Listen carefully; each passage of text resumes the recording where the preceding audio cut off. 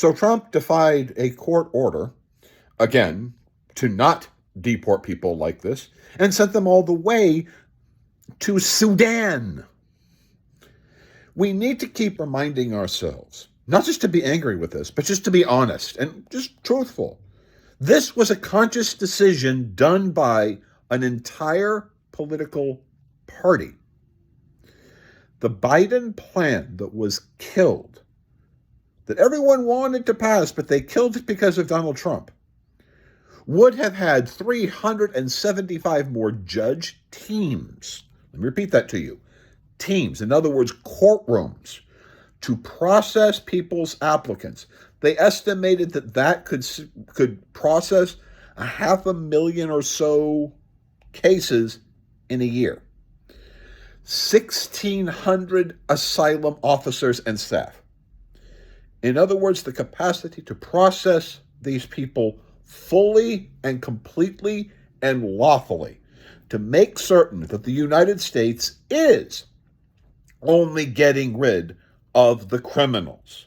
Because the truth is, our laws regarding asylum and regarding you being here legally or illegally is pretty clear. If you're here illegally, but you're not causing a lot of problems, there may be opportunities for you to petition the judge and say, well, there's some slow ups, there's this, there's that, blah, blah, blah, blah. I have all these reasons, these excuses, and I will follow the process and come up with some sort of an agreement.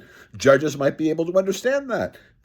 But if you're a criminal, if you've committed criminal acts, misdemeanors or felonies or whatever, that a judge looks at and says, you know what, you don't seem to be a very good person. And because you're not a very good person, I'm not going to give you any leniency for your time to stay here because you're just a jerk. Out you go. And that would be it. Of course, you would follow again the Constitution. The judge would say, it's time for you to leave. You know what the judge would then do? The person might say, listen, I got stuff. I got an apartment full of crud. I got TVs and all this sort of stuff. I don't have enough to be able to put it in my car and drive it to Mexico or back to my country. I need a week or 2 weeks or whatever to sell it. And the judge would go, okay.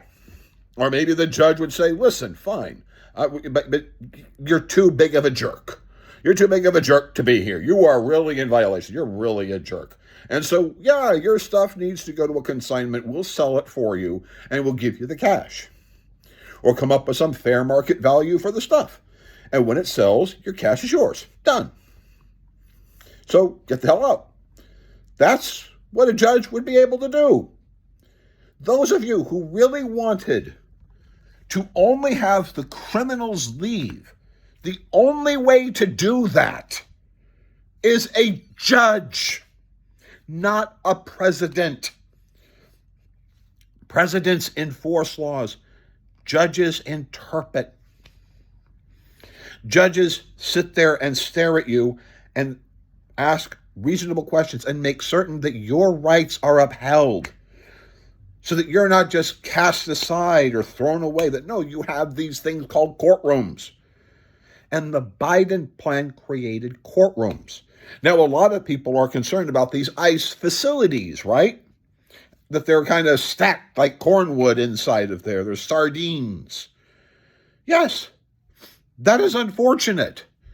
And that is a violation of our values as Americans. Americans, our prisons are supposed to be for bad people, yeah. Illegal immigrants and kind of a misdemeanor, but he's not a bad person. He's just here illegally, overstayed his visa or something like that. Fine. Okay. Temporarily sit in there. We should have more than enough beds that if you're there to make your time there comfortably so we don't violate cruel and unusual punishment, which is a constitutional right of everyone. Having 25,000 more beds and having judges capable of processing more than 500,000 more people per year and doing that constitutionally, which, mind you, under Biden in his last year, he did almost 200,000 people legally. So you would have been talking 7, 8, 100,000 people processed legally every year. You would have been able to achieve the goals that Trump has and be able to make certain that if you have a theory, some politician is handing you some bullshit thing saying there's 13 million illegals here. Fine. Then you get enough judges to make the decision. Because you really don't, do you? I can think that there's a lot of illegals here. Yes. But I, as an American, and you, as an American, should say that the Constitution is bigger than the issue of illegal immigration. And those illegal immigrants, for whatever I might think about them, I'm an American, and when they're here, they get to see a judge. That's it. So we get more judges to process them and do it legally. You know what? If you don't, the honest truth is, any government official who violates anyone's constitutional rights, I absolutely want that son of a bitch to face 18 U.S.C. 242. I want them to be terrified of violating the Constitution. I want them to shake in their freaking panties.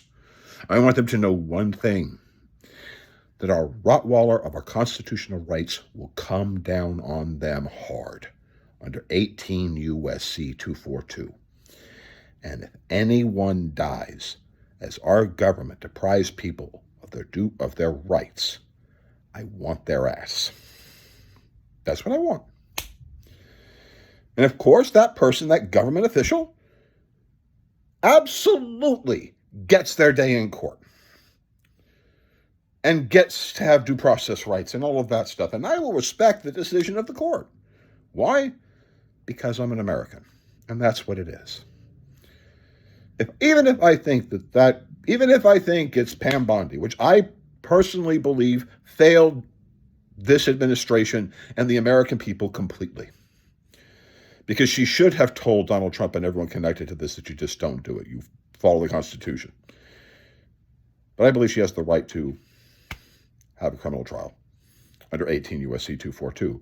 But if found guilty, I want her to serve the rest of her life in prison or die. That's just that simple, because that's the law. Thank you. I really hope that you find that stuff informational. And if you do, and you think that my work is something that you would like to support, please like, subscribe, and share and comment on this video. We really need to have these big discussions about the issues of restoring ethics and honor to Washington, D.C. That's why I made the little book, which is really, it's not like a legendary writing. It's just my concepts of the basic laws that we need and the constitutional challenges that we need, that would create legal, constitutional, enforceable standards in Washington, D.C. for basic ethic requirements, which right now we are completely absent of. But we can get there if we work together and realize that ethics and honor are things above party.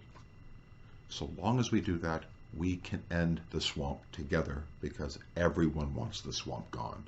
And we can do so as Americans upholding the values of the Constitution and not a bunch of bickering children.